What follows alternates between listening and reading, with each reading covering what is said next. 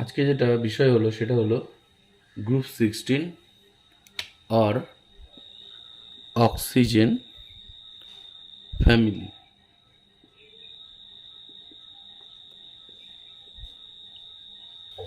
আমরা ইলেকট্রনিক কনফিগারেশনে চলে আসছি। যে কটি মৌল আছে আমরা ইলেকট্রনিক কনফিগারেশনটা দেখে ফেললাম। আচ্ছা, এবার যেটা বিষয় হলো যে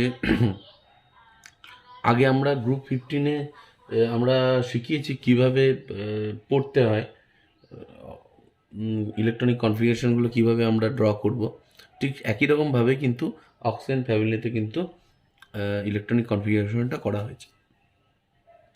আমরা এখানে যেটা দেখতে পাচ্ছি সেটা হচ্ছে বহিস্থ কক্ষে ইলেকট্রনের সংখ্যা কিন্তু সবারই 6টা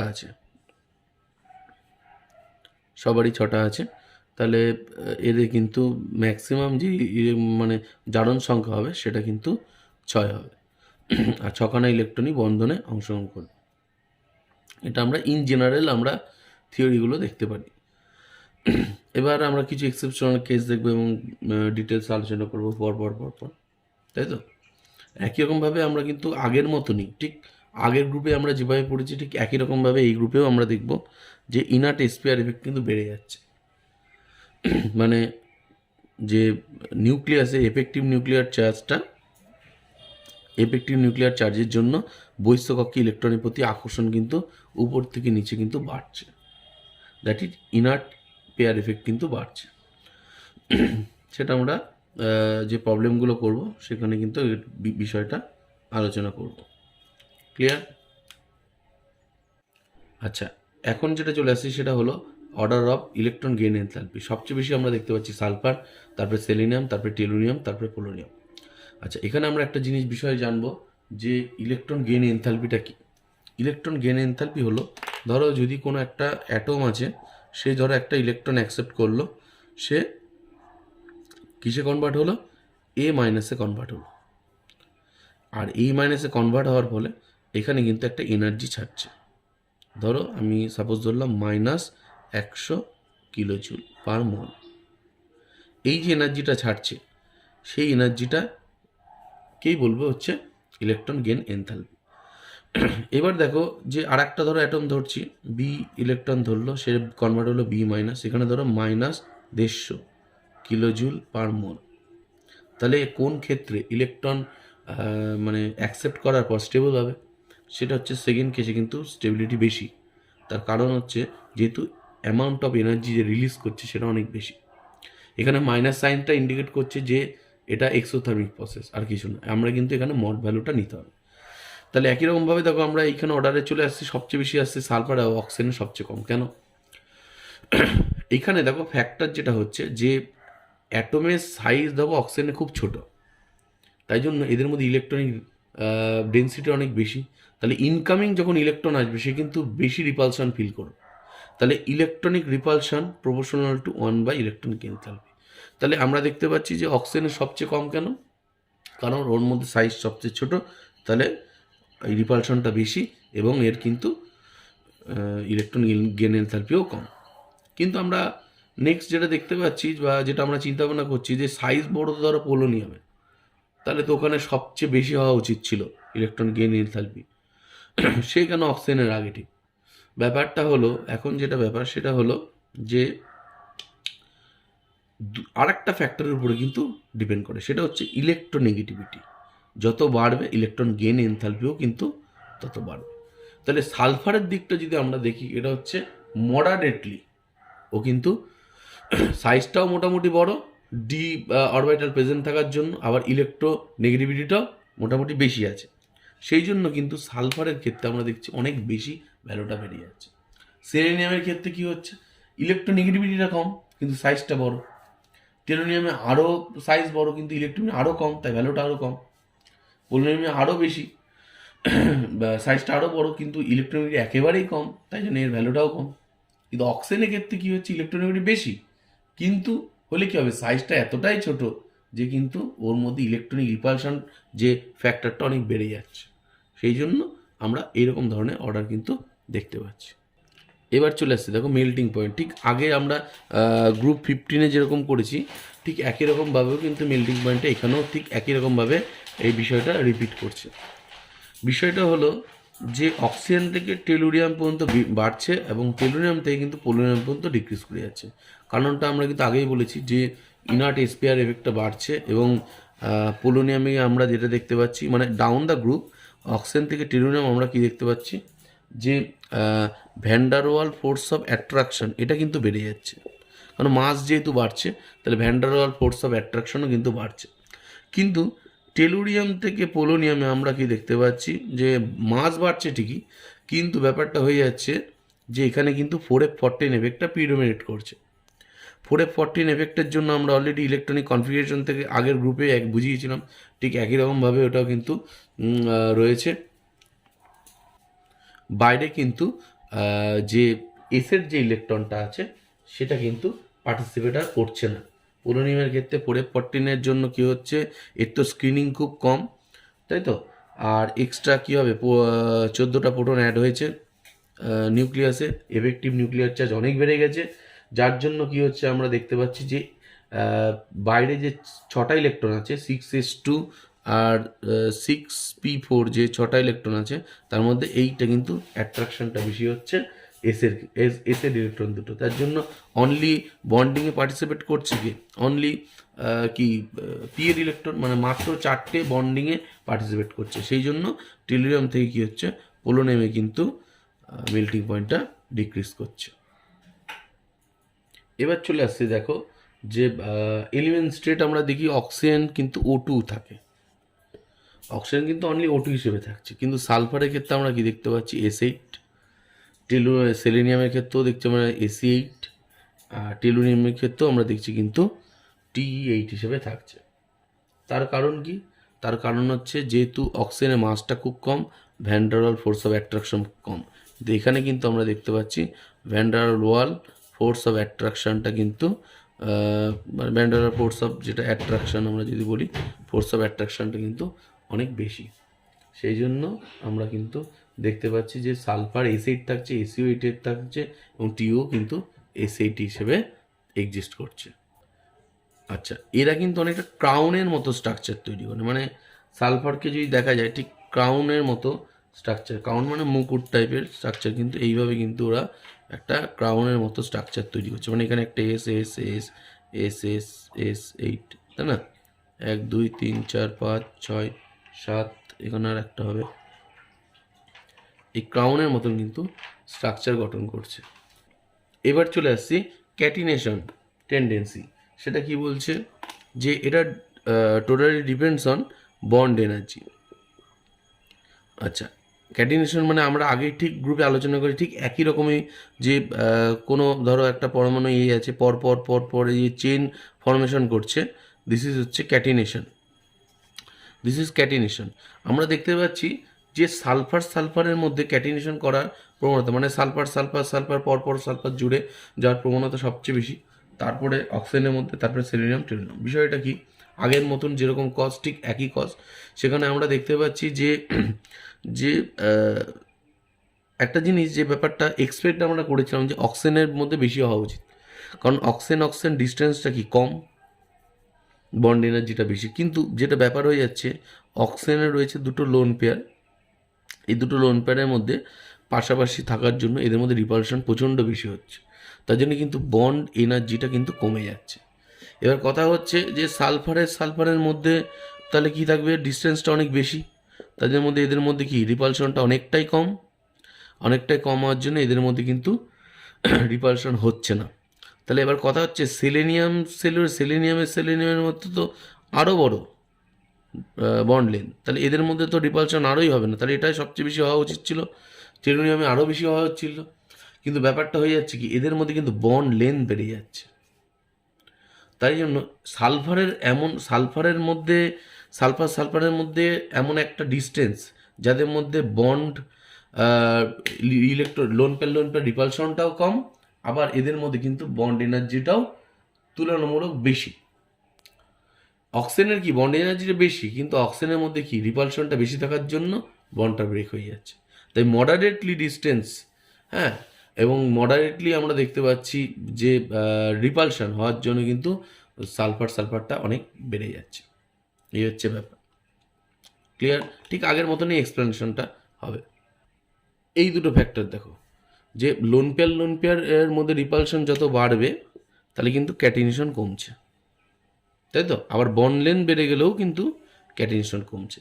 সেই দিক থেকে আমরা দেখতে পাচ্ছি যে সালফারের মধ্যে লোন পেয়ার রিপালশনটা কম, ঠিক আছে, বন্ড লেন্থটাও কম, তাই ক্যাটিনেশনটা বেশি।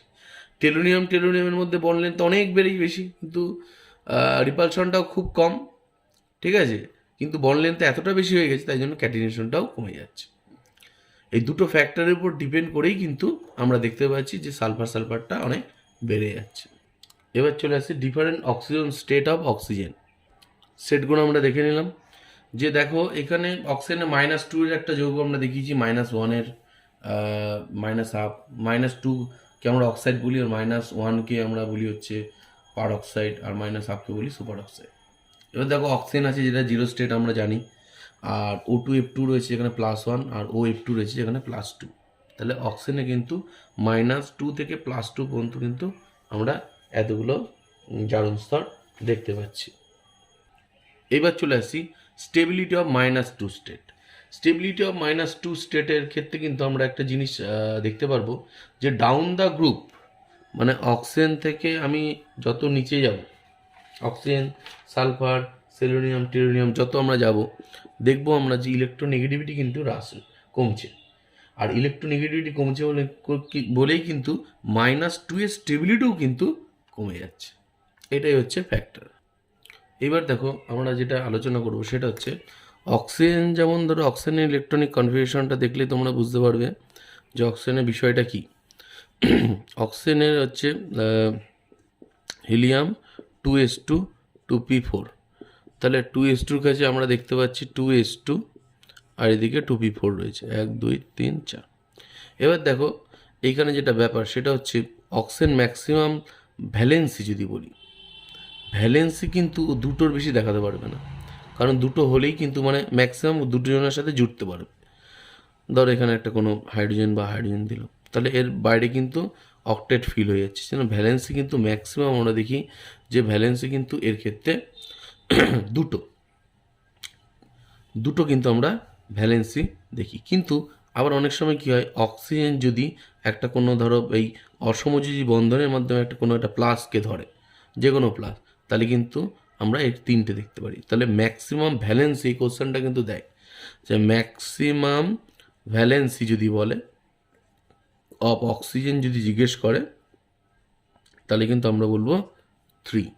কারণ দেখো অক্সিজেন, এই দেখো অক্সিজেন রয়েছে, অক্সিজেন ডবল বন্ডও, আর একটা ধরো কারোর সাথে একটা যুক্ত, আর একটা অক্সিজেনের সাথে করলো, তাহলে মাঝখানে অক্সিজেনটা আমরা দেখতে পাচ্ছি 3টে ভ্যালেন্সি করেছে। অথবা আমরা দেখতে পারি যে ধরো H2O লোন প্যাড দিয়ে ধরো আর একটা H+ এর সাথে ধরেছে, তাহলে আমরা কিন্তু দেখতে পারি সেখানেও কিন্তু তার একটা লোন পেয়ার, আর এখানে মানে H3+ কিন্তু তৈরি করতে পারছে। তাহলে এই হচ্ছে বিষয়, যে ম্যাক্সিমাম ভ্যালেন্সি অক্সিজেনে কিন্তু।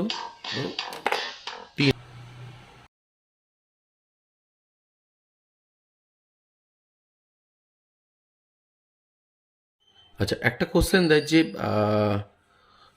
ধরো SF4 গঠন হচ্ছে, SF4 তৈরি হচ্ছে, কিন্তু OF4 তৈরি হচ্ছে কেন? ঠিক আগের মতনই কিন্তু আমরা দেখতে পারি যে ভ্যালেন্সি কিন্তু ম্যাক্সিমাম আমরা দেখতে পারি যে অক্সিজেনে কিন্তু 4খানা ভ্যালেন্সি পসিবল না। সেটা আমরা এর আগেও নাইট্রোজেনের ক্ষেত্রে ডিসকাস করেছি, এখানেও কিন্তু ঠিক একই রকমভাবে আমরা দেখব। যেহেতু in absence of d orbital, তাই না, অক্সিজেনের ক্ষেত্রে আমরা যেটা দেখতে পাচ্ছি যে এর কিন্তু ভ্যাকেন্ট ডি নেই, 2D বলে পসিবল না, 2s2 2p4 2D পসিবল না, তাই জন্য কিন্তু এর একটা ফ্লুরিন ধরবে, দুটো ফ্লুরিন ধরবে, এর বেশি কিন্তু ফ্লুরিন দিয়ে অ্যাড করতে পারবে না। কিন্তু আমরা যদি ইন কেস অফ সালফার দেখি, সালফারে কি হচ্ছে যে একই রকমভাবে যে এখানে 3s2 3p4, এখানে কি দেখতে পাচ্ছি যে এক্সাইটেড করে ওর দরকার কতগুলো ইলেকট্রন, সিঙ্গেল 4টে ইলেকট্রন দরকার, ও কী করছে এখান থেকে একটা ইলেকট্রনকে ডিতে শিফট করে দিচ্ছে, 3D। যেহেতু ওর ডি একটা অরবিটাল আছে, তার ডিতে যদিও শিফট করে দেয় তাহলে আমরা দেখতে পারবো যে ফ্লুরিন একটা, এখানে একটা ফ্লুরিন, এখানে একটা ফ্লুরিন, এখানে একটা ফ্লুরিন, তাহলে এস তিনটে, পি আর একটা ডি, sp3d। হ্যাঁ, sp3d কিন্তু ও হাইব্রিডেশন ক্রিয়েট করতে পারছে। অক্সিজেন পারবে, অক্সিজেন না সালফার পারবে, সেলেনিয়াম পারবে, টেলোনিয়াম পারবে, এইভাবে এক্সাইটেড করে কিন্তু ওরা চারটে জুড়তে পারবে। ম্যাক্সিমাম কতগুলো ইলেকট্রন জুড়তে পারবে দেখো, ম্যাক্সিমাম কিন্তু ইলেকট্রন বলছি কেন, ম্যাক্সিমাম হচ্ছে অ্যাটম কতগুলো জুড়তে পারবে, ম্যাক্সিমাম কিন্তু 6টা, মানে যেহেতু ও 6খানা সিঙ্গেল করতে পারবে। সালফারের ক্ষেত্রেই যদি বলি SF6 এটাও করতে পারবে কি করে, 1 2 3 4 5 6। তাহলে এবার ডি এর যদি আমি অরবিটাল দেখি, তাহলে দেখো 3s2 3p4। এবার যদি এক্সাইটেড করে, এক্সাইটেড করলে ইলেকট্রনটাকে সরিয়ে দিল, ইলেকট্রনটাকে সরিয়ে দিল, দুটো ইলেকট্রন এখানে চলে আসলো। তাহলে ও কী হয়ে গেল দেখো, এর সাথে যুক্ত পারবে, এর সাথে যুক্ত পারবে, এর সাথে যুক্ত পারবে, এর সাথে যুক্ত পারবে, এর সাথে মোট কতগুলো ফ্লুরিন যদি আমি দেখি, এখানে ফ্লুরিন, এখানে ফ্লুরিন, এখানেও একটা ফ্লুরিন, এখানে একটা ফ্লুরিন, এখানে মোট কত 6খানা ফ্লুরিন কিন্তু জুড়তে পারছে। কেন জুড়তে পারবে, কারণ ও এক্সাইটেড করতে পারবে। অক্সিজেন তো এক্সাইটেড করতে পারবে না due to absence of d orbital. সেই জন্য কিন্তু আমরা বাকিগুলো, অক্সিজেন বাদে বাকিগুলো কিন্তু আমরা +6 অক্সিজেন স্টেট কিন্তু দেখতে পারি। এই হচ্ছে একটা ফ্যাক্টর। এবার দেখো নেক্সট আমরা হাইড্রাইডগুলোর হচ্ছে কম্প্যারিজনে চলে আসছি। সেখানে দেখো যেটা বলছে, প্রথমে আমরা যে হাইড্রাইডগুলো নিয়েছি অক্সিজেন, সালফার, সেলেনিয়াম, টেলোনিয়াম, পোলোনিয়াম, সেখানে দেখো H2O, H2S, H2Ac, H2T। এক্ষেত্রে বন্ড অ্যাঙ্গেল প্রথমে আমি চলে আসছি, বন্ড অ্যাঙ্গেলগুলো দেখো সবচেয়ে বেশি H2O, তারপরে H2S, তারপরে H2AC, তারপরে লাস্টে হচ্ছে H2T। এখানে আমরা VSEPR যে থিওরিটা ছিল আমাদের ক্লাস 11 বন্ডিংয়ে, ওখানে কিন্তু এটা ব্যাখ্যা ছিল যে কেন বন্ড অ্যাঙ্গেলটা বেড়ে কমে যাচ্ছে। এটা ডিপেন্ড করে হচ্ছে ইলেকট্রোনেগেটিভিটি অফ সেন্ট্রাল অ্যাটম। সেটা আমি আরও ডিসকাস করছি না, জাস্ট আমি ফর্মুলাটা বলে দিচ্ছি। সেটা কি, ইলেকট্রোনেগেটিভিটি অফ সেন্ট্রাল অ্যাটম যত বাড়বে বন্ড অ্যাঙ্গেল কিন্তু তত কমবে। এই হচ্ছে এখানকার ফ্যাক্টর। আচ্ছা, একটু আলোচনাও করে দিই, তাহলে বিষয়টা আরও পরিষ্কার হবে। যে ধরো একটা অক্সিজেন আছে, এই হাইড্রোজেন, আর ধরো সালফার, দুটো নিয়ে বোঝাচ্ছি, তাহলে বাকিগুলো বোঝা যাবে। দেখো এখানে অক্সিজেনের সেন্ট্রাল অ্যাটম অক্সিজেন আছে, ইলেকট্রোনেগেটিভিটি বেশি, মোর দ্যান সালফার। তাহলে ধরো এর বন্ড পেয়ারটা এখানে আছে, এখানে আছে, দে আর ক্লোজ টু ইচ আদার। আর সালফারের ক্ষেত্রে আমরা দেখতে পাচ্ছি কিছুটা দূরে আছে, এদের মধ্যে গ্যাপটা অনেক বেশি, এদের মধ্যে গ্যাপটা কিন্তু কম, যেহেতু একদম সেন্টারের দিকেও চলে এসছে। সেই জন্য এদের মধ্যে ইলেকট্রনিক রিপালশনটা বেশি হয় এবং এরা কী হয়ে যায়, ততটা বেশি এদের মধ্যে অ্যাঙ্গেল কিন্তু বেড়ে যায়। কিন্তু এই ক্ষেত্রে কী হয়, এই ক্ষেত্রে অনেকটা দূরে থাকে, সালফারের থেকে কিছুটা দূরে থাকে, সেন্ট্রাল অ্যাটম থেকে কিছুটা দূরে থাকে। সেই জন্য আমরা দেখি যে এখানে বন্ড পেয়ার রিপালশনটা কম এবং অ্যাঙ্গেলটা একটু ছোট। এই হচ্ছে ব্যাখ্যা। তবে একটা জিনিস সহজে মনে রাখা যায়, যেটা হচ্ছে কি, ইলেকট্রোনেগেটিভিটি অফ সেন্ট্রাল অ্যাটম যত বাড়বে বন্ড অ্যাঙ্গেল কিন্তু তত কমবে। ভালো করে একটা জিনিস লক্ষ্য করে দেখো, যে বয়লিং পয়েন্ট আমরা দেখতে পাচ্ছি, সেখানে দেখো বয়লিং পয়েন্ট মানে কী হয় জানি আমরা, প্রথমে আগে জানতে হবে বয়লিং পয়েন্টটা কি। বয়লিং পয়েন্টটা হচ্ছে ইন্টারমলিকুলার ফোর্স অফ অ্যাট্রাকশন যত বাড়বে, মানে একটা মলিকুল আর একটা মলিকুলের মধ্যে যত ইন্টারাকশন বাড়বে, হ্যাঁ, আকর্ষণ বলটা, ইন্টারাকশন বলতে আমি এখানে বলতে চাইছি যে অ্যাট্রাকশনটা যত বাড়বে তার কিন্তু বয়লিং পয়েন্ট তত বাড়বে। তাহলে H2 এর ক্ষেত্রে আমি দেখতে পাচ্ছি কি স্পেশাল কেস, সেটা হচ্ছে হাইড্রোজেন বন্ডিং প্রেজেন্স আছে, যেটা which is very stronger than other bond, মানে এখানে van der Waal force of attraction থেকে অনেক বেশি। সেই জন্য আমরা এখানে দেখতে পাচ্ছি যে কিন্তু H2 এর ক্ষেত্রে কিন্তু বয়লিং পয়েন্টটা বেড়ে যাচ্ছে। এবার তারপরে তো H2S হওয়ার কথা ছিল, কিন্তু H2S তো নো হাইড্রোজেন বন্ডিং, হ্যাঁ, ওখানে তো কোনো হাইড্রোজেন বন্ডিং পসিবল হয় না। সেই জন্য এরপরে যেটা দেবে সেটা হচ্ছে van der Waal force of attraction due to increase of mass. তাহলে সবচেয়ে বেশি এখানে হাইড্রোজেন বন্ডিংয়ের জন্য আমরা বেশি দেখতে পাচ্ছি। এইগুলো কিন্তু van der Waal force of attraction, মাস বেশি, সালফার থেকে সেলেনিয়ামের মাস বেশি, সেলেনিয়াম থেকে টেলোনিয়ামের অনেক বেশি মাস। সেই জন্য এখানে মাস বেড়ে গেছে বলে van der Waal force of অ্যাট্রাকশনও বেড়ে গেছে।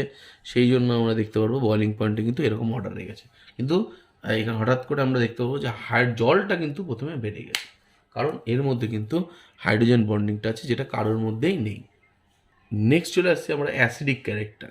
অ্যাসিডিক ক্যারেক্টার কী ছিল, H2TE সবচেয়ে বেশি, তারপরে H2AC, তারপরে আসছে হচ্ছে H2S, এটা কিন্তু খুব ইম্পর্ট্যান্ট। এই অর্ডারটা কিন্তু নিটে দিয়েছিল 2021-এ। এবার দেখো যে বিষয়টা আমরা দেখব সেটা হলো যে এখানে অ্যাসিডিক অর্ডারটা এরকম হলো কেন। এখানে তো ইলেকট্রোনেগেটিভিটি আমরা যত বাড়ে, যেমন অক্সিজেন ইলেকট্রোনেগেটিভিটি বেশি, তাহলে কিন্তু H+ তত বেশি ছাড়বে, সে ব্যাপারটা কিন্তু এখানে হচ্ছে না, যে H2T। এখানে দেখো আর একটা ফ্যাক্টর কাজ করছে, বন্ড লেন্থ। হাইড্রোজেন আর টেলুরিয়ামের বন্ড লেন্থ অনেক বড় হয়, যেটি কিন্তু ইজিলি ব্রেক হয়ে যায়। আর অক্সিজেন হাইড্রোজেন বন্ডটা অনেক ছোটো, ইলেকট্রোনেগেটিভিটি বেশি হলেও কিন্তু বন্ডটা যেহেতু ছোটো, সেই জন্য কিন্তু এদের মধ্যে বন্ড এনার্জিটা বেড়ে যাচ্ছে। সেই জন্য এই কিন্তু H2Oর কিন্তু H+টা সহজেই ছাড়তে চাইছে না, কিন্তু H2T আমরা দেখতে পাচ্ছি কিন্তু যেহেতু বন্ড লেন্থ অনেক বেশি, ওই জন্য ইজিলি কিন্তু H+টা ছেড়ে দিতে পারছে। সেই জন্য বন্ড অ্যাসিডিক ক্যারেক্টারটা কিন্তু ঠিক এই অর্ডারেই হবে। এটা হচ্ছে অ্যাসিডিটি, ঠিক আছে। এই অর্ডারটা আমরা যেটা দেখছি সেটা হচ্ছে অ্যাসিডিটি অর্ডার, মানে releasing tendency of H+ ion. Clear? এরপরে চলে আসছে আমরা থার্মাল স্টেবিলিটি। থার্মাল স্টেবিলিটি মানে একই রকমভাবে আমরা কিন্তু বলবো যে থার্মাল স্টেবিলিটি মানে হচ্ছে বন্ড এনার্জির উপরেই ডিপেন্ড করে। তাহলে বন্ড এনার্জি আমরা দেখছি H2T এর কি সবচেয়ে কম, কেন হাইড্রোজেন আর টেলুরিয়ামের মধ্যে বন্ড এনার্জিটা, বন্ড লেন্থ অনেক বেশি, তাই জন্য H2T কিন্তু সবচেয়ে কম হবে থার্মাল স্টেবিলিটি, মানে সহজেই ভেঙে যাবে, তাই তো। তারপরে H2AC, তারপরে হচ্ছে H2S, তারপরে হচ্ছে H2O। ক্লিয়ার? রিডিউসিং পাওয়ার চলে আসছি, যে রিডিউসিং পাওয়ার আর বিজারণ ক্ষমতা, মানে ইলেকট্রন রিলিজ করার টেন্ডেন্সি কার বেশি কার কম, এটা আমরা একটু দেখিনি। H2T কিন্তু সবচেয়ে ইলেকট্রন রিলিজ করার টেন্ডেন্সি বেশি হবে। কেন? এর মধ্যে কিন্তু টপ টু বটম আমরা বলেছি যে অক্সিজেন থেকে টেলুরিয়াম যত আমরা যাব ডাউন দ্য গ্রুপ, আমরা জানিও পিরিয়ডিক টেবিল থেকে আমরা দেখেছি যে এদের মধ্যে কিন্তু মেটালিক ক্যারেক্টারটা আস্তে আস্তে বাড়তে থাকে, যার মানে ইলেকট্রন রিলিজিং টেন্ডেন্সিটা কিন্তু এখানে বেশি হয় ডাউন দ্য গ্রুপ। তাহলে আমরা এখানে দেখতে পাচ্ছি রিডিউসিং পাওয়ারও তাহলে কী হবে, H2T বেশি হবে, দেন H2AC, then H2S, after that কিন্তু H2O। This is the reducing power. Clear?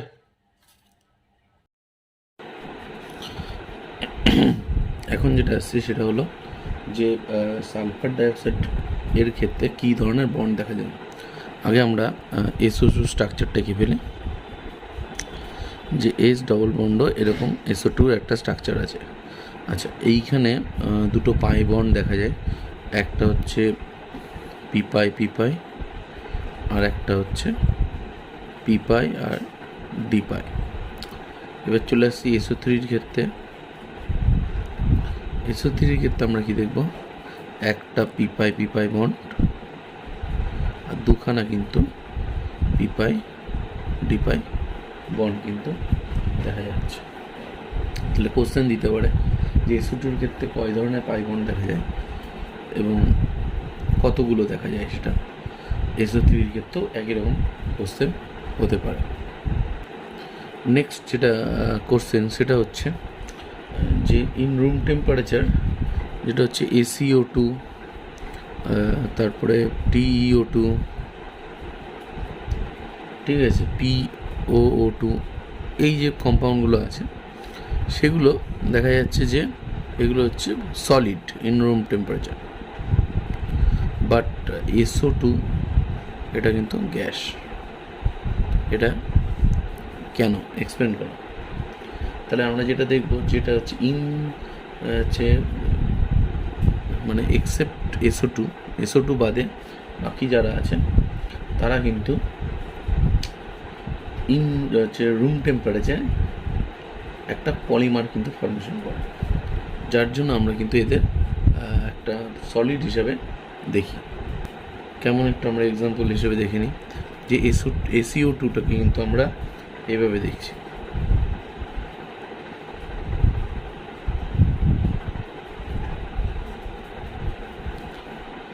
এইবার দেখো যে আমরা এরকম দেখতে পাচ্ছি এটা পলিমার হিসেবে পরপর ACO2টা জুড়ে চলে গেছে, তাই জন্য কিন্তু এটা রুম টেম্পারেচারে কিন্তু এগুলো সলিড হিসাবে এক্সিস্ট করে।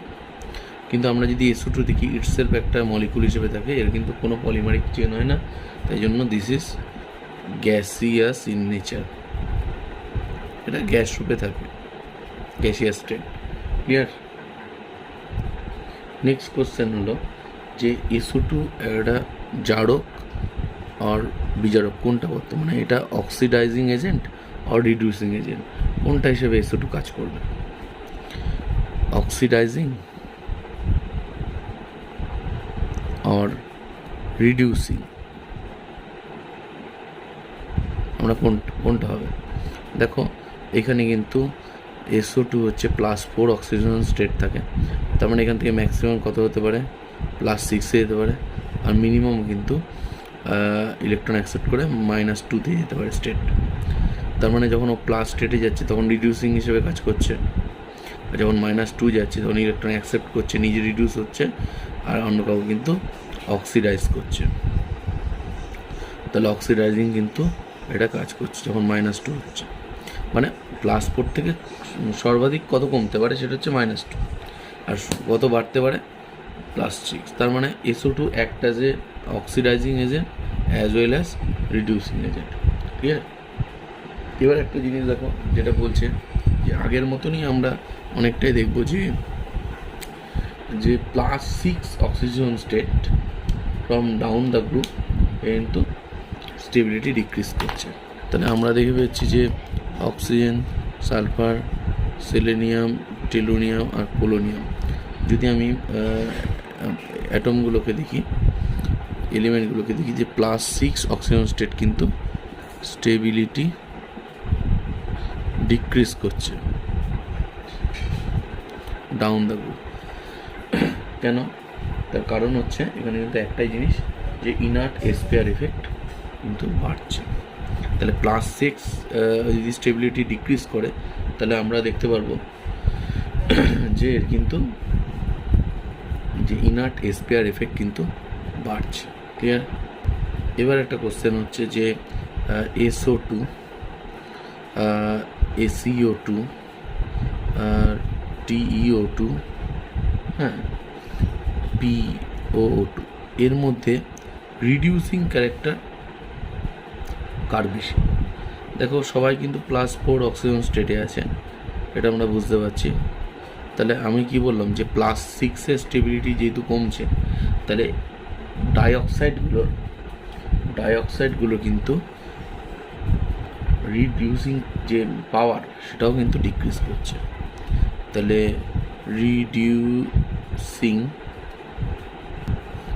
রিডিউসিং পাওয়ার ডিক্রিজেস করছে ফর ডাইঅক্সাইড। কেন? কারণ সবাই তো +4 থেকে কত যাবে? সবাই কিন্তু +6-এ যাওয়ার একটা টেন্ডেন্সি দেখাবে। তাহলে +6-এ যাওয়ার টেন্ডেন্সি কিন্তু কমে যাচ্ছে, আমি এখনই বললাম। তাহলে কিন্তু রিডিউসিং যে পাওয়ারটা ফর ডাইঅক্সাইড কিন্তু কমছে। ক্লিয়ার? এবার আমরা চলে আসছি গ্রুপ 16-এর যে হ্যালাইডগুলো আছে কী কী হয়। ধর এখানে ইটা হচ্ছে এলিমেন্ট বলেছি গ্রুপ 16-এর, সেটা প্রথমেরটা হচ্ছে মোনোহ্যালাইড, দ্বিতীয় ডাইহ্যালাইড, টেট্রাহ্যালাইড, হেক্সাহ্যালাইড। এই 4 ধরনের কিন্তু আমরা এখানে হ্যালাইডগুলো দেখতে পাই। তাহলে টাইপ অফ হ্যালাইড হচ্ছে ফাউন্ড ইন গ্রুপ 16।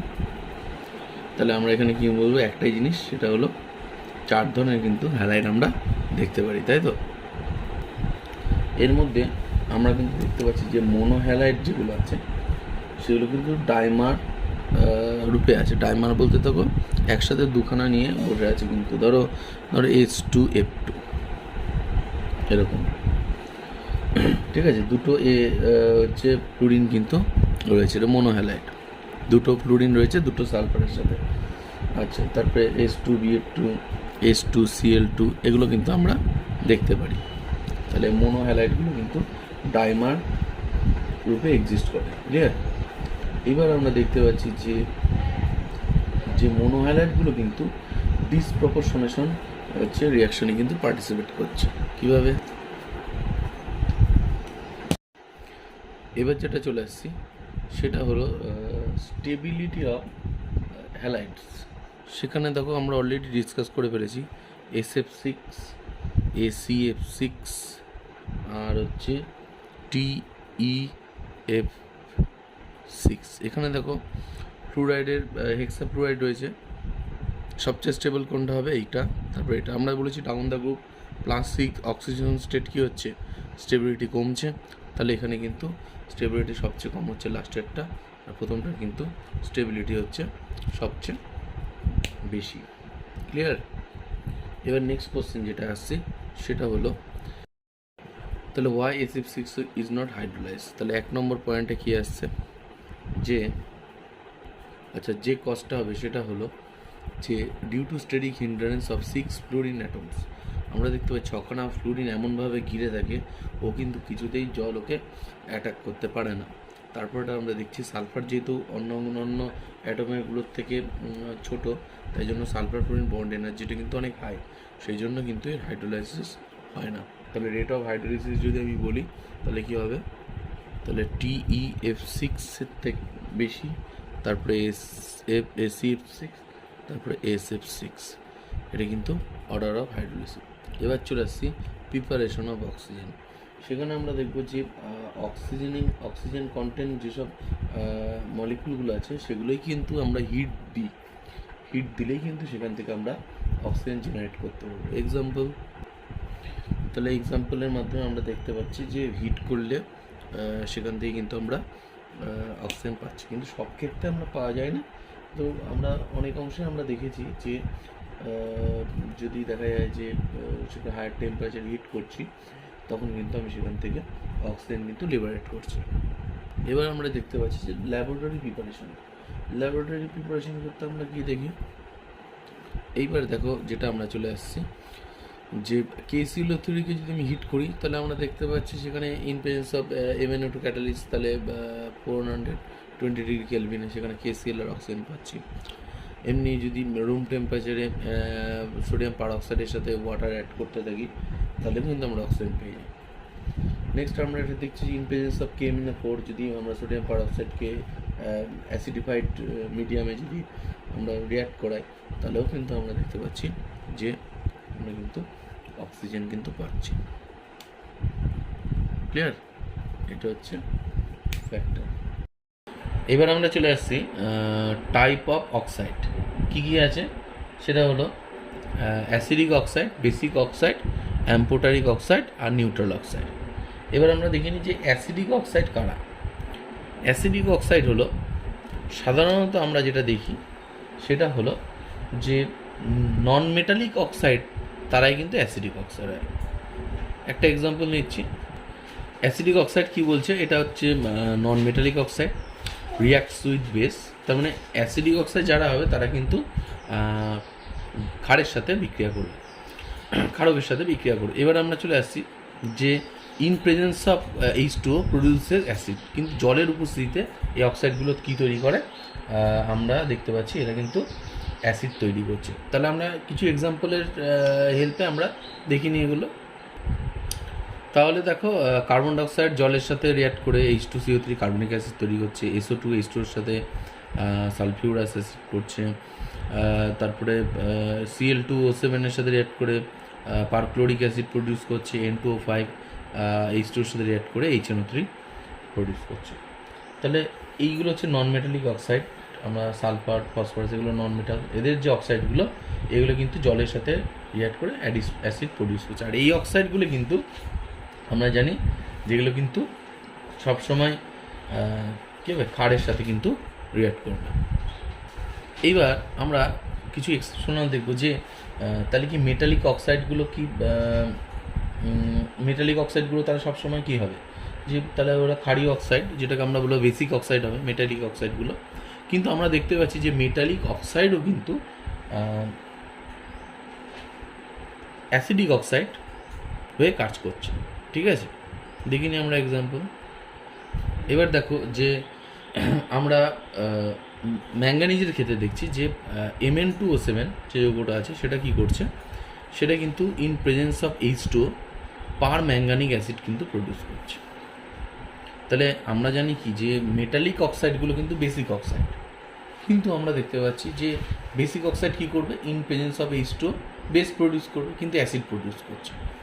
তাহলে এইখানে একটা জিনিস আমরা জানবো যে যখন কোনো মেটালের অক্সিডেশন স্টেট মানে আস্তে আস্তে বাড়তে থাকবে, +2 দেখুন +8/3 +3 +4 +7, তখন কিন্তু আস্তে আস্তে বেসিক নেচার থেকে আস্তে আস্তে কিন্তু অ্যাসিডিক নেচারে কিন্তু কনভার্ট হবে।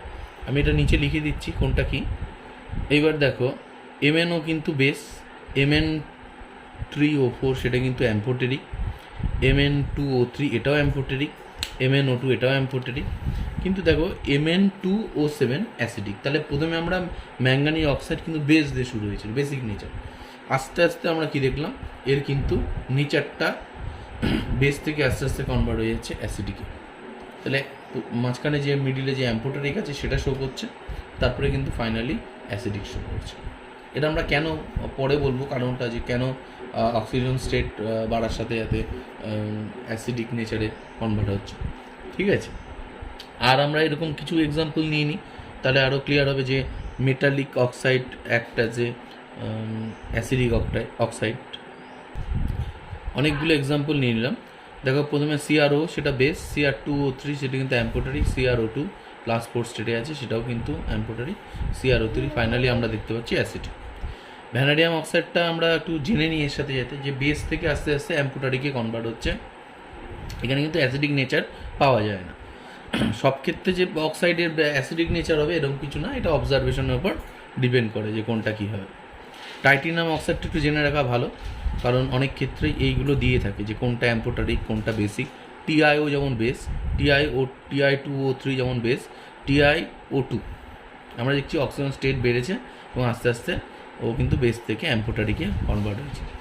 আশা করি এটুকু মনে থাকবে।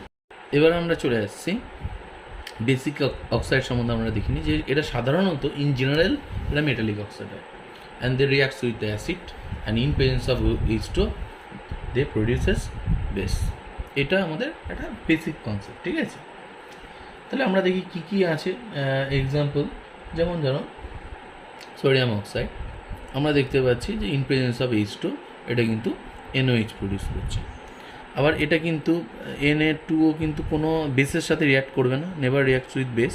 ধরো আমি মনে করলাম যে কেউইস নিচ্ছি, এটা কিন্তু এর সাথে কখনো রিয়াক্ট করবে না, কারণ বেসিক অক্সাইড কিন্তু বেসের সাথে রিয়াক্ট করে না। অ্যাসিডিক অক্সাইড যেমন অ্যাসিডের সাথে রিয়াক্ট করবে না, বেসের সাথে রিয়াক্ট করবে, ঠিক একইভাবেও বেসিক অক্সাইড কিন্তু বেসের সাথে রিয়াক্ট করবে না। এটা বেস প্রডিউস করবে ইন প্রেজেন্স অফ ওয়াটার, কিন্তু বেসের সাথে রিয়াক্ট করবে না। এটা কী করবে, অ্যাসিডের সাথে রিয়াক্ট করবে। ধরো আমি যে কোনো একটা অ্যাসিড নিচ্ছি, ওরা HCl নিচ্ছি, তাহলে কিন্তু এটা রিয়াক্ট করে NaCl + H2 প্রডিউস করছে। এই হচ্ছে ফ্যাক্ট। ক্লিয়ার? আরও এর সাথে দুটো এক্সাম্পল নিয়ে নিলাম। ম্যাগনেসিয়াম অক্সাইড H2 এর সাথে ম্যাগনেসিয়াম হাইড্রোক্সাইড করছে, Fe2O3 কিন্তু ফেরিক হাইড্রোক্সাইড প্রডিউস করছে। এবার চলে আসছি অ্যাম্ফোটারিক অক্সাইড। কী বলছে, যে অ্যাম্ফোটারিক অক্সাইডগুলো কিন্তু আগে যেমন আমরা দেখেছি অ্যাসিডিক অক্সাইড শুধুমাত্র বেসের সাথে রিয়াক্ট করবে, বেসিক অক্সাইড শুধুমাত্র অ্যাসিডের সাথে রিয়াক্ট করবে, এরকমভাবে অ্যাম্ফোটারিক অক্সাইড কিন্তু reacts with base and acid also. কী কী আছে, alumina, ZnO, PbO, SnO2, BeO beryllium oxide, SnO, ETC আমরা এর আগেও কিছু পড়লাম। তো এরকম হচ্ছে ব্যাপার। আচ্ছা, এরা অ্যাসিড আর বেস দুটোর সাথে কিন্তু রিয়াক্ট করছে। আমরা একটা এক্সাম্পল নিয়ে নিই, তাহলে বইয়ে অনেক এক্সাম্পল আছে, এই এক্সাম্পলগুলো আমরা দিলাম, এর সাথে রিয়াকশনগুলো একটু দেখে নিই। ঠিক আছে, আমি একটা এক্সাম্পল দিয়ে দিচ্ছি। PbO + HCl, এর সাথে আমরা দেখতে পাচ্ছি যেটা হবে হচ্ছে PbCl2 আর হচ্ছে H2। PbOর সাথে আবার NaHO করতে পারে, সোডিয়াম প্লাম্বেট হবে +H2। এই একটা এক্সাম্পল দিলাম, বাকিগুলো একটু তোমরা বই থেকে দেখে নিও। নিউট্রাল অক্সাইড কী আছে, নিউট্রাল অক্সাইড বলছে যেগুলো হচ্ছে neither reacts with acid and base, তাদের আমরা নিউট্রাল অক্সাইড বলছি। হ্যাঁ, কী কী আছে একটু এক্সাম্পলগুলো দেখে নিই। H2O, N2O, NO, CO, এগুলোকে আমরা নিউট্রাল অক্সাইড বলছি। ক্লিয়ার? আমরা দেখতে পাচ্ছি দুটো সিম্পল অক্সাইড একসাথে যুক্ত হয়ে যে অক্সাইডগুলো তৈরি করছে সেটাই হচ্ছে মিক্সড অক্সাইড। যেরকম ধরো FeO, Fe3O3, এটা কিন্তু একসাথে মিক্সড হয়ে আমরা দেখতে পাচ্ছি Fe3O4 তৈরি করছে। যেরকম একই রকমভাবে Pb3O4, সেখানে আমরা দেখছি দুটো টাইপের অক্সাইড আছে, PbO, PbO2। Mn3O4, সেখানে আমরা দেখছি MnO2 আর MnO, এই দুটো টাইপের অক্সাইড কিন্তু যুক্ত হয়ে তৈরি করছে। এবার আমরা একটা জিনিস পড়বো যে অলরেডি আমরা এটা ডিসকাস করে ফেলেছি যে with increase of oxygen state আমরা দেখছি যে এদের কিন্তু অ্যাসিডিক ক্যারেক্টার কিন্তু ইনক্রিজ করছে, অলরেডি আমরা ডিসকাস করেছি। সেটা আমরা আরেকটু কতগুলো এক্সাম্পল নিয়ে আমরা দেখে ফেলছি। দেখো এখানে আমরা নাইট্রোজেনের ডিফারেন্ট অক্সিজেন স্টেট যুক্ত বিভিন্ন অক্সাইড নিয়েছি, N2O, NO, N2O3, N2O4, N2O5। এখানে দেখো প্রথমে কী ছিল, নিউট্রাল হিসেবে ছিল, আমরা অলরেডি দেখেছি। তারপর আস্তে আস্তে অক্সিজেন স্টেট যখন বাড়ছে তখন আমরা দেখছি এটা কী হয়ে যাচ্ছে, অ্যাসিডিক।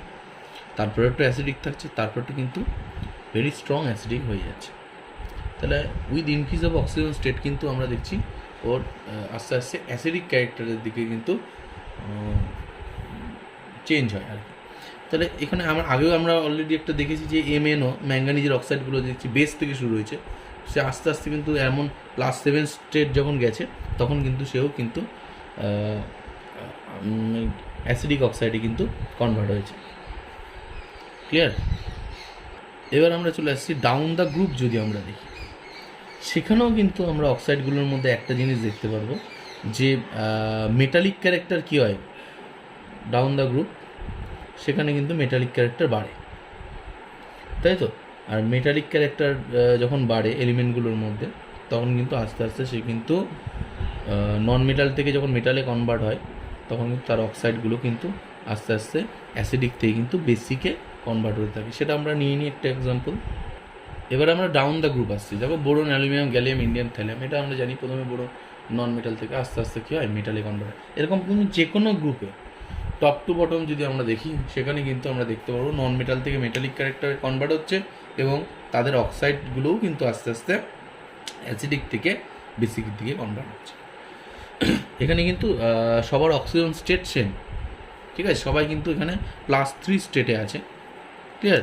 কারণ এটাও +3, এটাও +3, এটাও +3, এটাও +3, এটাও কিন্তু +3।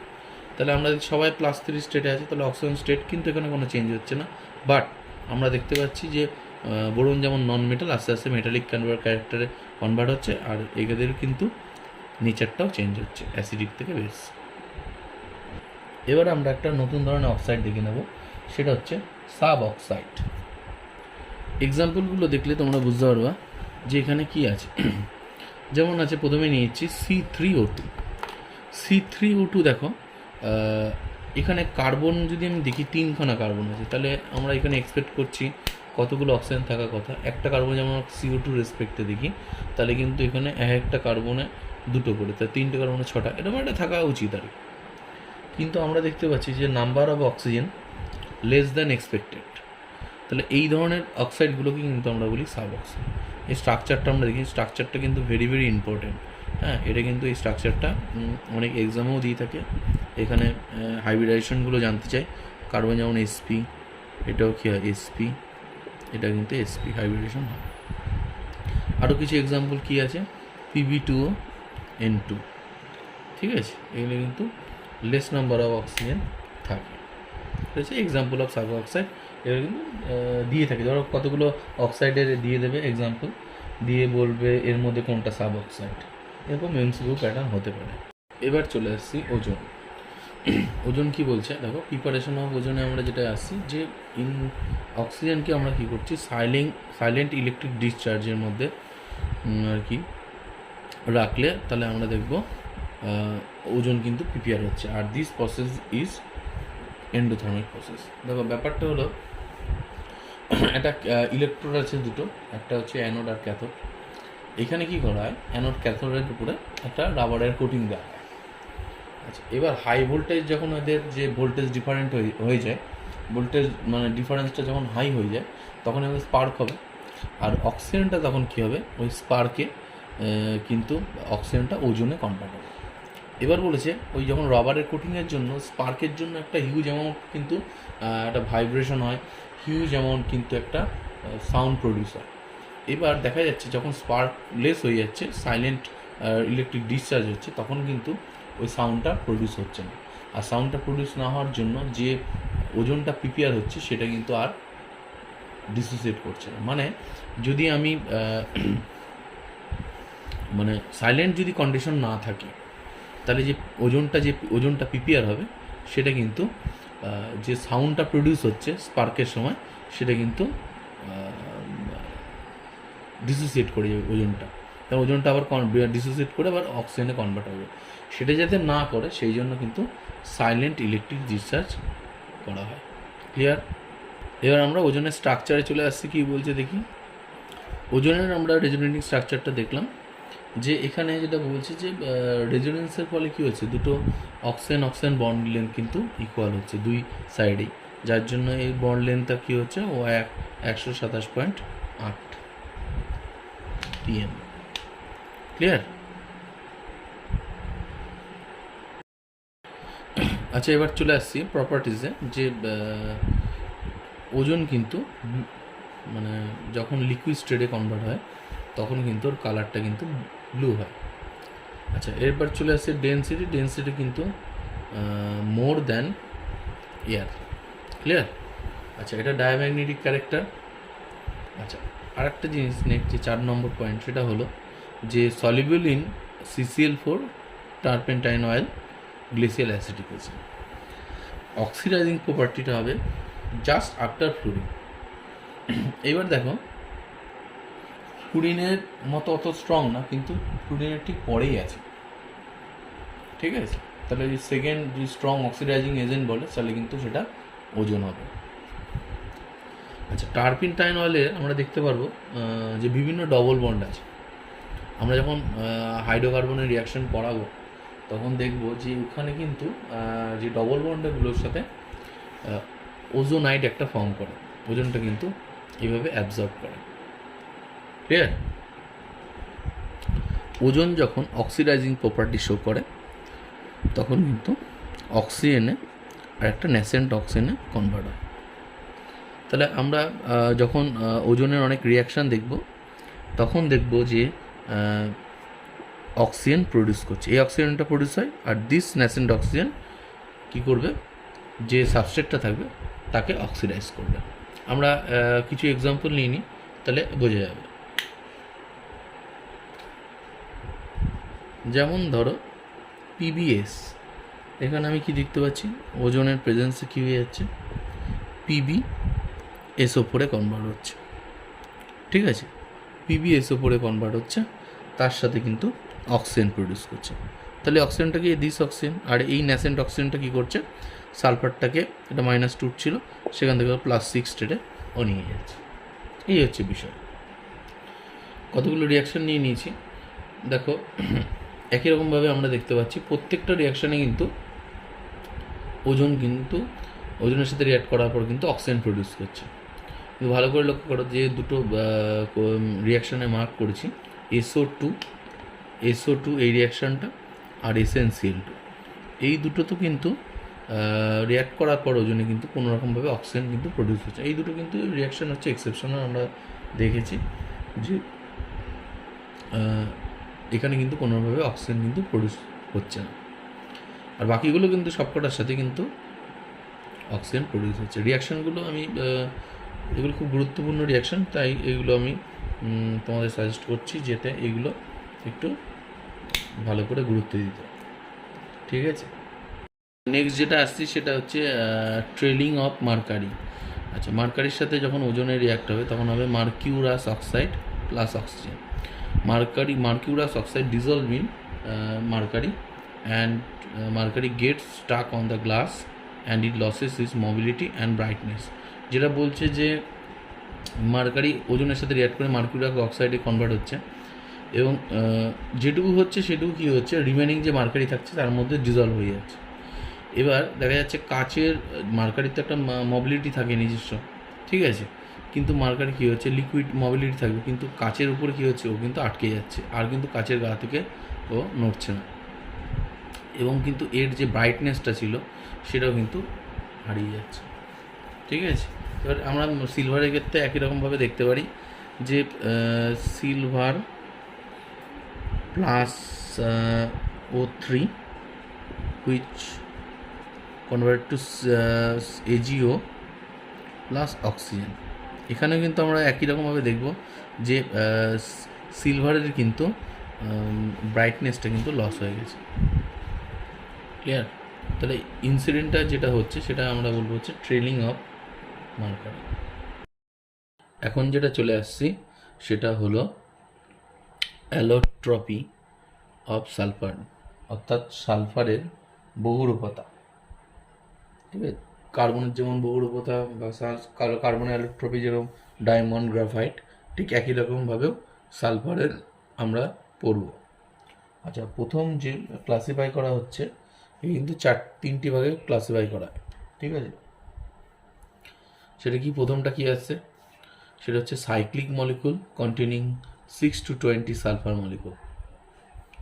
তাহলে সালফারের কিছু সাইক্লিক মলিকুল আছে, সেখানে 6 থেকে 20টা কার্বন আছে। সেটাকে আবার ফার্দার ক্লাসিফাই করা হচ্ছে কি কি?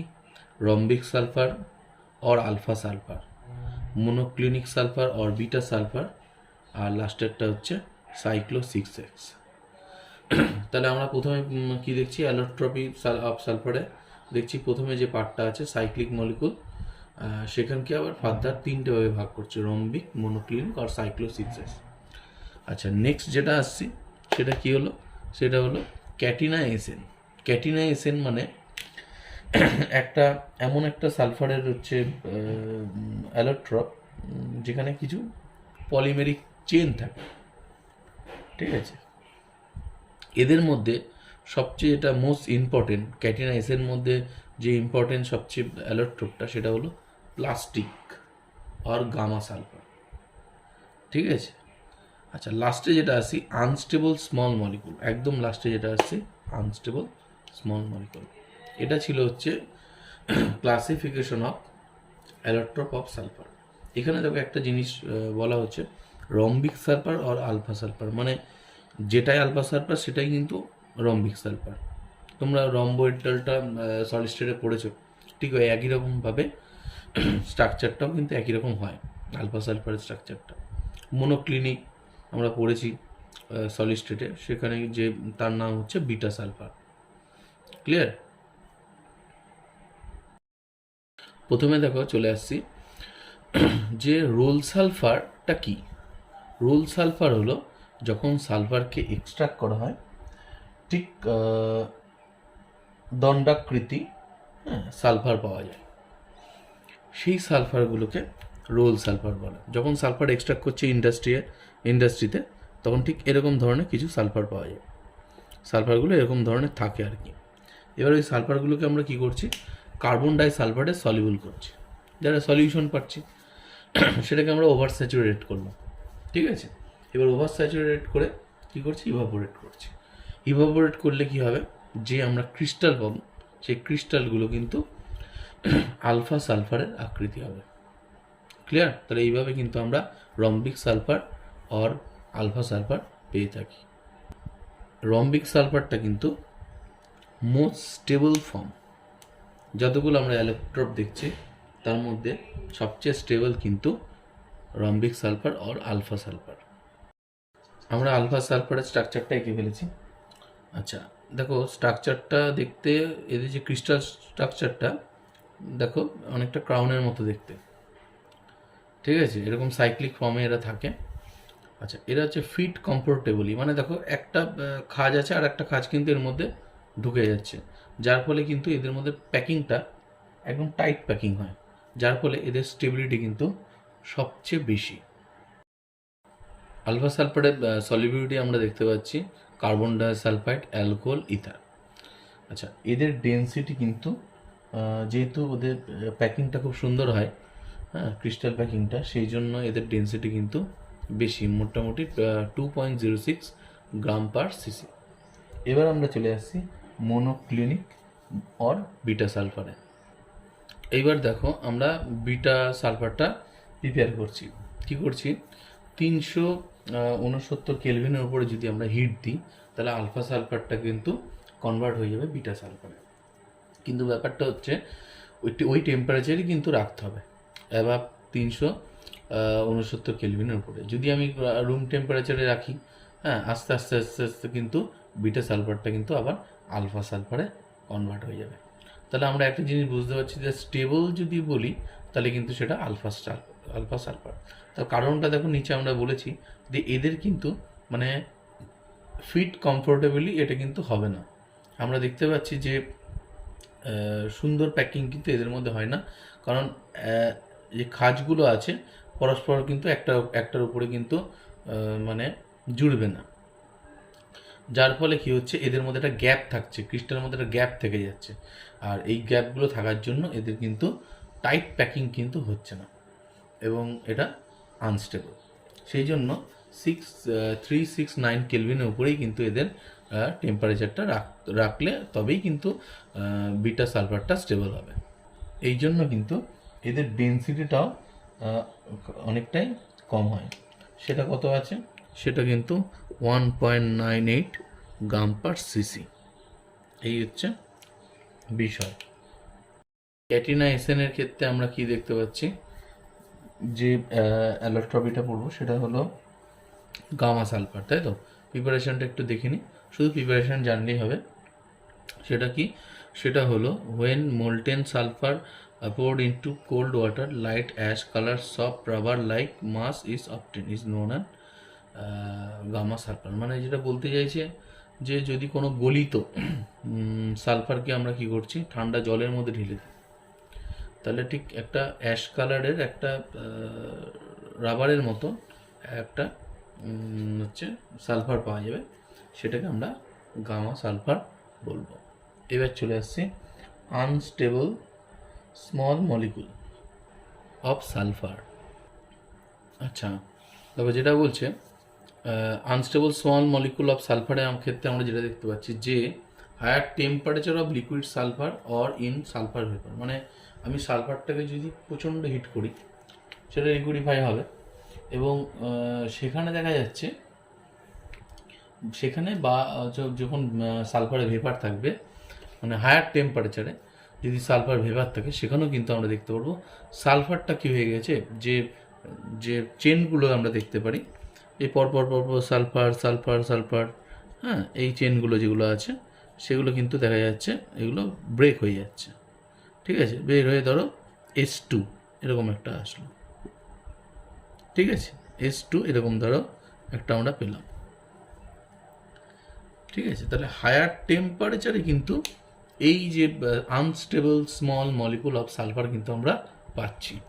এখানে যে S2টা আমরা পেলাম হায়ার টেম্পারেচারে, সেটা কিন্তু প্যারাম্যাগনেটিক ক্যারেক্টার, কারণ তোমরা এখানে বুঝতেই পারছো যে এখানে একটা আনপেয়ার ইলেকট্রন পড়ে আছে, এখানে একটা আনপেয়ার ইলেকট্রন পড়ে আছে, তাই জন্য কিন্তু একমাত্র কিন্তু এই যে অ্যালোট্রপটাই কিন্তু একমাত্র প্যারাম্যাগনেটিক ক্যারেক্টার শো করে। আশা করি সালফারের যে আমরা অ্যালোট্রপগুলো পড়লাম, আশা করি বিষয়টা পুরো পরিষ্কার হয়েছে। এবার চলে আসছি আমরা সালফার ডাইঅক্সাইডের কিছু প্রপার্টিস। ঠিক আছে, আচ্ছা, প্রথমে দেখো SO2 অক্সিজেন স্টেট কী আছে? +4। আমরা জানি ম্যাক্সিমাম কত হতে পারে? +6, আর মিনিমাম কত হতে পারে? -2। তার মানে SO2 কিন্তু ইলেকট্রন রিলিজ করে +6 দিতে পারে, মানে রিডিউসিং প্রপার্টি শো করবে, রিডিউসিং প্রপার্টি শো করবে। আবার যখন ইলেকট্রন অ্যাকসেপ্ট করে -2তে যাবে তখন কিন্তু অক্সিডাইজিং প্রপার্টি শো করবে। তাহলে আমরা দুটোই দেখে নেব রিডিউসিং প্রপার্টি কী কী আছে।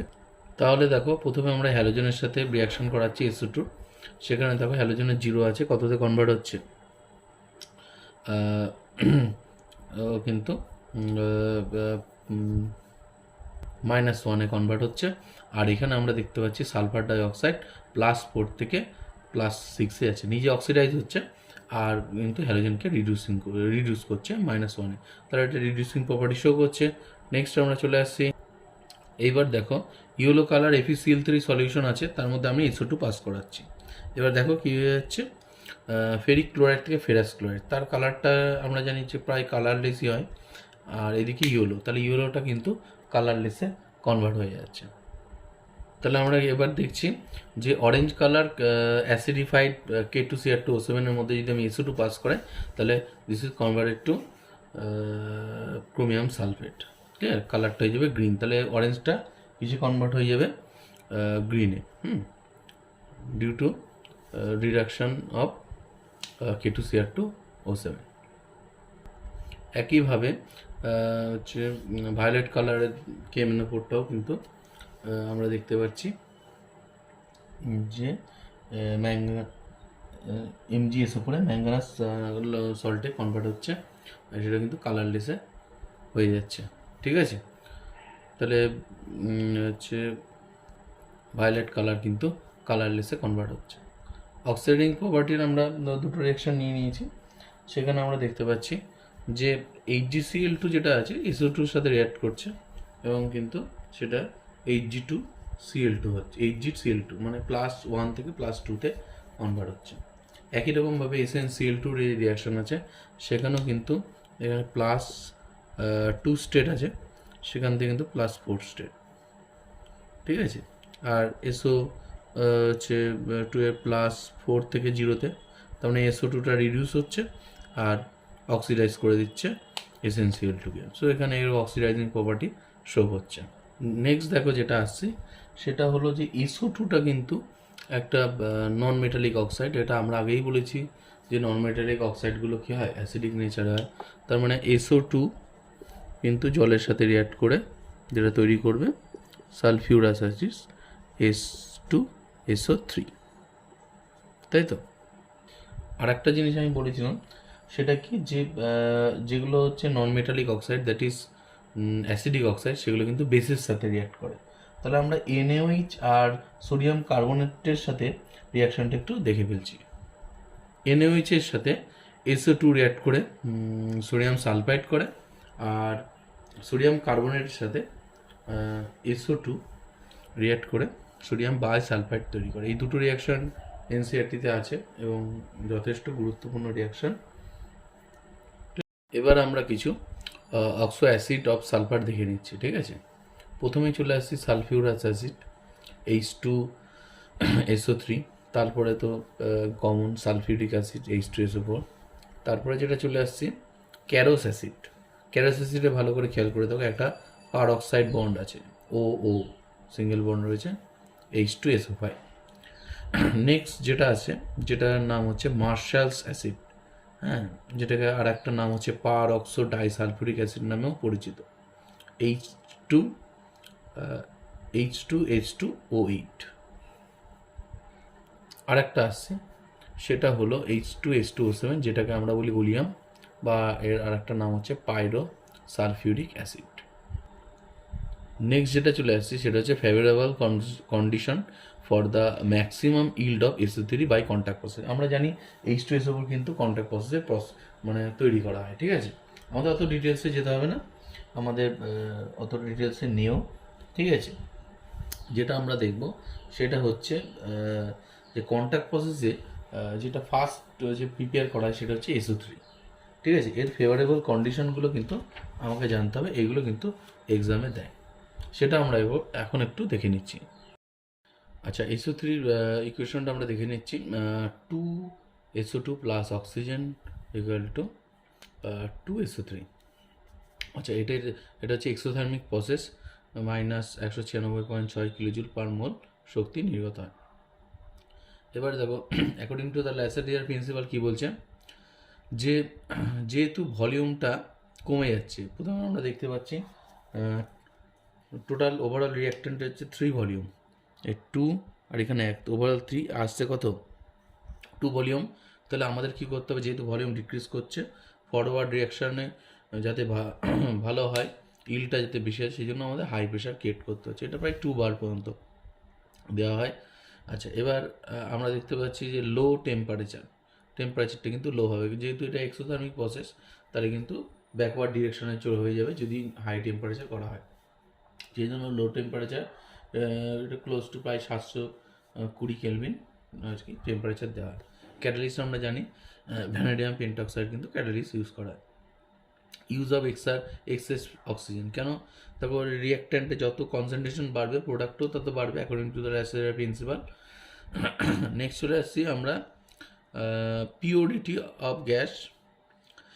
এখানে কি দেখতে পাচ্ছি যে to prevent the poisoning of catalyst gas must be purify from the H2O3, H2O and dust particle. কী বলছে দেখো, ধরো যদি কোনো আমাদের যে গ্যাসটা ইউজ করছি এসও SO2 আমরা ইউজ করছি, অক্সিজেন ইউজ করছি, সেখানে যদি আমাদের ময়েশ্চার থাকে, তারপরে আমরা দেখছি আর্সেনিক অক্সাইড থাকে, ডাস্ট পার্টিকেল থাকে, তাহলে কী করবে, ক্যাটালিকটাকে পয়জন করবে, ক্যাটালিস্টটাকে, মানে V2O5-এর যে অ্যাক্টিভিটি সেটা কিন্তু ডিক্রিজ করে দেবে। ঠিক আছে, সেই জন্য যাতে সেগুলোকে ফ্রি করতে হয় সবার প্রথমে। ক্লিয়ার? তাহলে এই কটা কন্ডিশন ভালো করে জানতে হবে। এবার দেখো চলে আসছি আমরা অক্সিডাইজিং প্রপার্টি অফ H2SO4। আচ্ছা, এখানে আমরা প্রথমেই বলে রাখি যে H2SO4-এর ক্ষেত্রে কিন্তু H2SO4-এর ক্ষেত্রে কিন্তু সালফার কিন্তু +6 স্টেটে থাকে। এবার +6 স্টেটে যদি থাকে, ও কিন্তু +6 থেকে আর বাড়তে পারবে না, কারণ ম্যাক্সিমাম স্টেট +6, তাহলে ও কিন্তু +6 থেকে কমতে পারবে, মানে শুধু কিন্তু অক্সিডাইজিং প্রপার্টি দেখাবে, কিন্তু রিডিউসিং প্রপার্টি কিন্তু শো করবে না। তাহলে একটা কোশ্চেন আসতেই পারে যে why H2SO4 show only oxidising property. তাহলে আমরা কি বলবো, যে সালফার H2SO4 ম্যাক্সিমাম অক্সিজেন স্টেটে থাকে। ক্লিয়ার? আর নেক্সট চলে আসছি, দেখো যে আমরা অক্সিডাইজিং প্রপার্টির মধ্যে কিছু রিয়াকশান দেখে ফেলেছি, সেগুলো কি আছে, সেগুলো হলো কার্বনের সাথে রিয়াকশানে কার্বন ডাইঅক্সাইড, ফসফরাসের সাথে H2 সবাইকে অক্সিডাইজ করে দিচ্ছে। ফসফরাস 0 ছিল, কার্বন অক্সিজেন স্টেট 0 ছিল, এখান থেকে এদের অক্সিডাইজ করে +4 আসছে, এখানে +5 আসছে, এইভাবে কী হচ্ছে, অক্সিডাইজ করে দিচ্ছে। আমরা এইচএসের ক্ষেত্রে দেখতে পারি -1 থেকে 0 চলে আসছে, কপার 0 থেকে কত আসছে, +2-তে কিন্তু কনভার্ট করছে। এটা হচ্ছে যেহেতু +6 স্টেটে থাকে, তাই জন্য অনলি অক্সিডাইজিং প্রপার্টি শো করে। এবার আমরা SO4 2- একটু রিডিং ফর্মটা এঁকে ফেললাম। এখানে দেখো, ভালো করে খেয়াল করে দেখো, প্রত্যেকটা বন্ডে কিন্তু ডবল বন্ড ক্যারেক্টার শো করছে, আবার প্রত্যেকটা বন্ডই কিন্তু সিঙ্গেল বন্ড ও এই ক্যারেক্টারটা শো করছে। তার মানে এখানে আমরা কি দেখতে পারি, যে এখানে কিন্তু ইকুইভ্যালেন্ট স্ট্রাকচার আমরা পাচ্ছি প্রত্যেকটা ক্ষেত্রে, আর এখানে কিন্তু প্রত্যেকটা বন্ডের লেন্থই কিন্তু সমান নয়। তারা একটা কোশ্চেন করতে পারে যে why sulphate, why in case of SO4 2- all bond are equals. তাহলে কিন্তু আমরা রিলেটিভ স্ট্রাকচারগুলো একে এখানে কিন্তু এক্সপ্লেন করতে হবে। ঠিক আছে, তাহলে এইটুকু গ্রুপ 16 থাকলো। আশা করি তোমরা বুঝতে পেরেছ। পরের ভিডিওতে দেখা হচ্ছে।